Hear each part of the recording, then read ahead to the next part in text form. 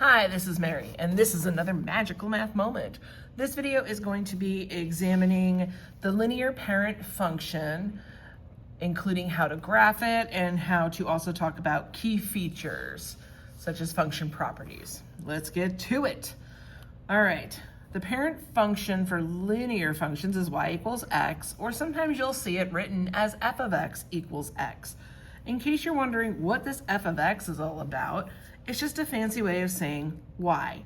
So if we look at the phrase here, y is a function of x, I can convert that into algebra by writing a y is equals function f of means multiply x.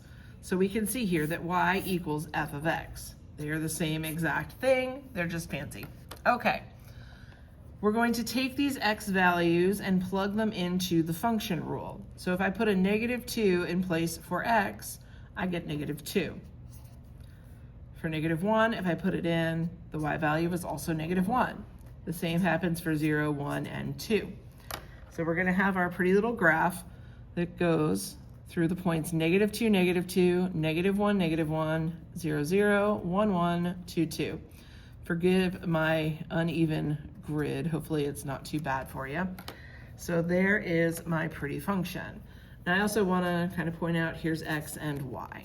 All right.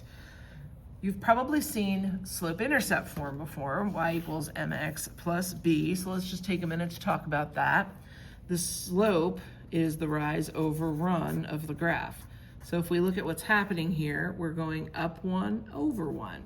So our slope in this case is 1 over 1, or 1. B is our y-intercept, and that's where the function begins. So if I look on the y-axis, the function intersects at 0. This will be helpful for you when you're dealing with other things like transformations later in the course. Let's talk real quick about domain and range. Domain are your x values, and they go left to right. So domain is going to be, you can't see what I'm writing. There we go. Domain goes left to right. Range goes bottoms up. So it goes from smaller to larger in terms of y. Now we have to kind of think about what's going on here with these axes. So as I go further to the right, my x values get larger and larger until they get to infinity. As I look over to the left, it's getting larger, larger, but in a negative capacity, negative infinity. So when I'm looking at domain, I'm looking at things between negative infinity and positive infinity.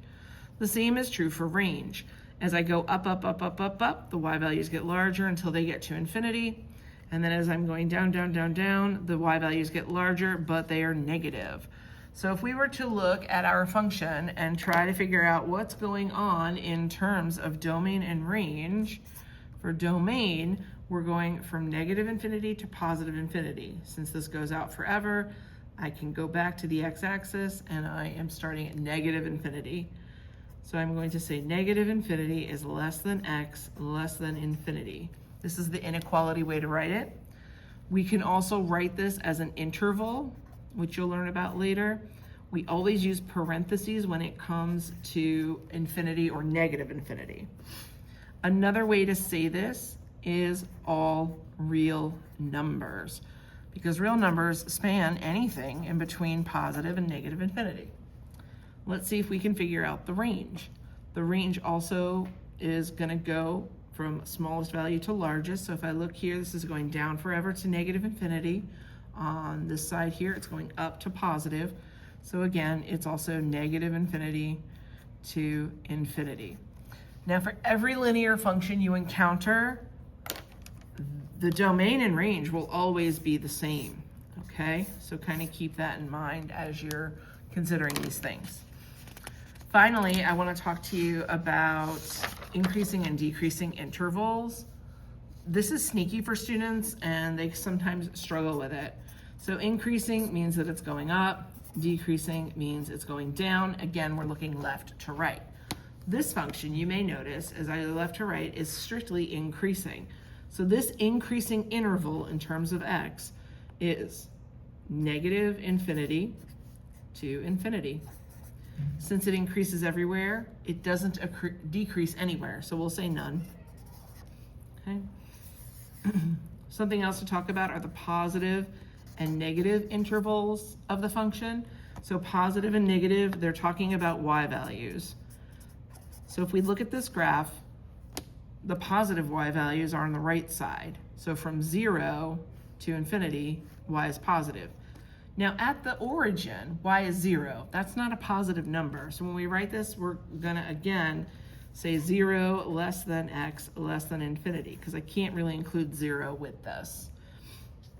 Another way to say this in interval notation is 0 to infinity with parentheses. The negative portion of the graph is over here under the x-axis. If I look at where it starts, we're at negative infinity up to 0, the y values are negative. So we'll say negative infinity is less than x, is less than 0. We can also say negative infinity to 0 like that in an interval. I hope that this information has been helpful for you. Please feel free to share this video with a classmate, and I'll see you again soon. Bye.